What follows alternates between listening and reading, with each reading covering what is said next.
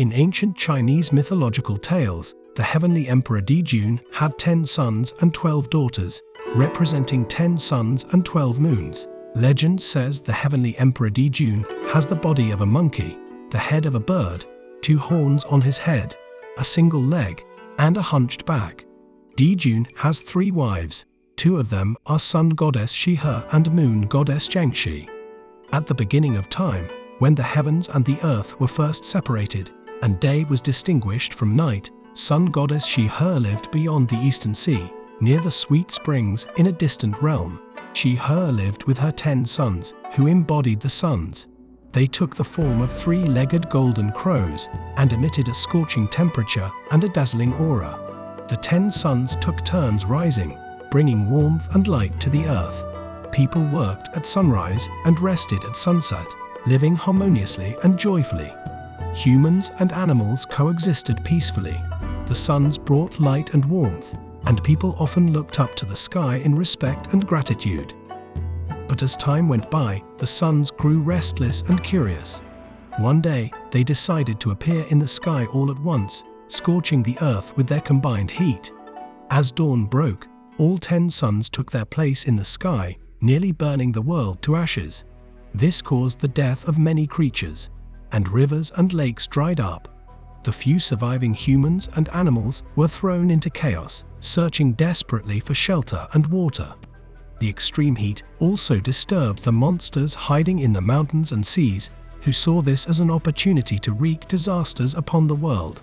People were either burned alive by the sun's unbearable heat or became prey to these beasts. In their desperation, people turned to an ancient ritual and invoked the help of a witch known as Hou Yi, which means ugly witch.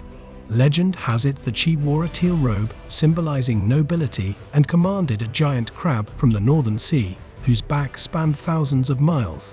Heeding the people's plea, Hou Yi tried to pray for rain. Hours passed, but the scorching sunlight persisted. In a sudden move, Hou Yi stumbled and fell, lifeless on the ground.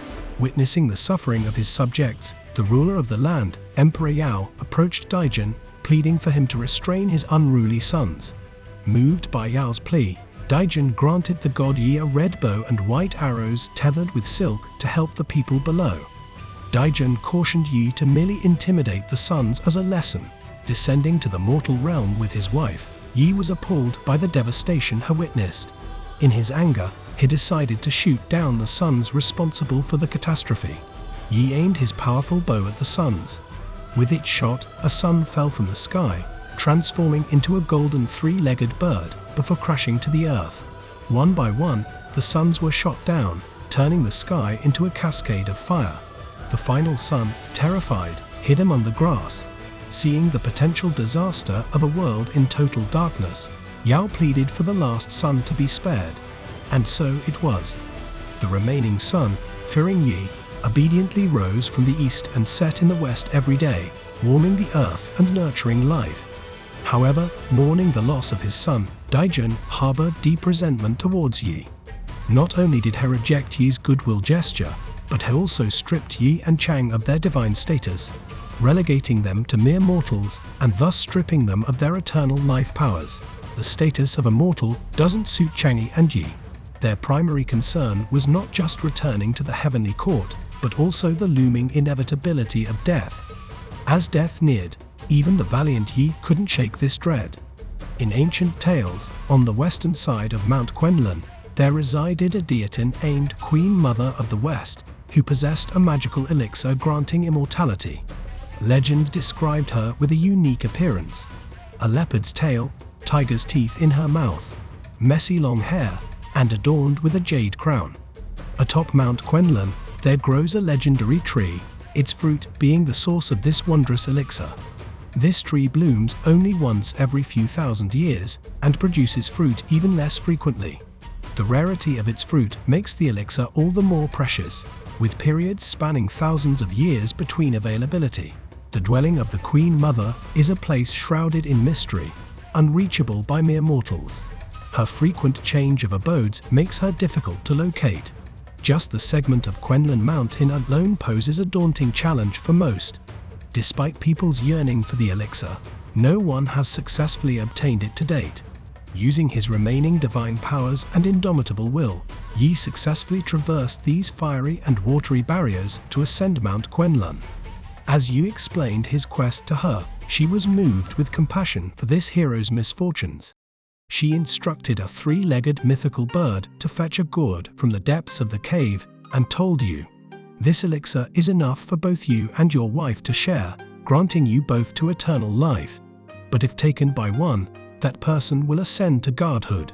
Guard this potion well, for it is the only one, and there will be no other."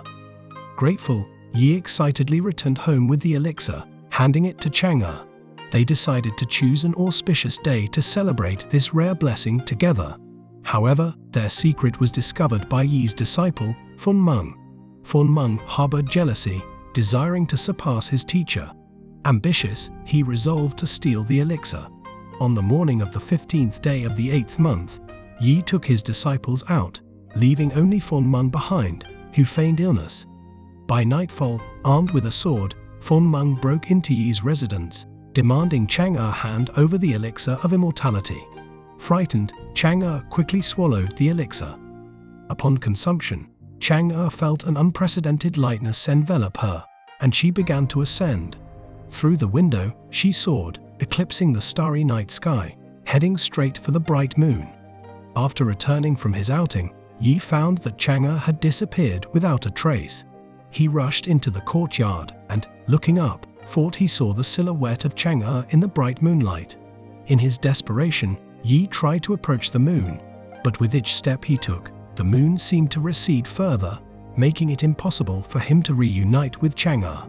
Later on, Yi was misled by Feng Meng's deceitful words and came to believe that Chang'e had betrayed him, taking the elixir of immortality by herself to regain her divine status. Left in the mortal realm, Yi became deeply despondent. His emotional wounds manifested in the form of anger.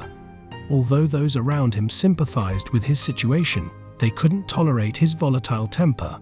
Some stealthily departed, while those who remained began to voice their complaints. Although Yi deeply trusted Feng Meng, turbulence still raged in Feng Meng's heart. Jealous of Yi's exceptional archery skills, he harbored resentment and began to secretly plot against him. Later, he procured a thick wooden club, deciding to assassinate Yi during a hunting expedition. Even though Yi noticed his intentions, he was still struck by Feng Meng. Blood streamed from Yi's head, and he felt his strength waning, helplessly watching his bow and arrows fall. In the end, this hero silently completed his journey of life. Throughout his life, Yi faced countless misfortunes. He fought for the people many times but met such a tragic end. People commemorate his virtues, venerating him as a deity and offering him sacrifices. In memory of Chang'e, every year on the 15th day of the 8th lunar month, people place her favorite foods in their courtyards and send their distant blessings to her. Since then, the full moon has come to symbolize people's hopes for reunion, and the 15th of the 8th month has become the Mid-Autumn Festival, where everyone gathers together in celebration.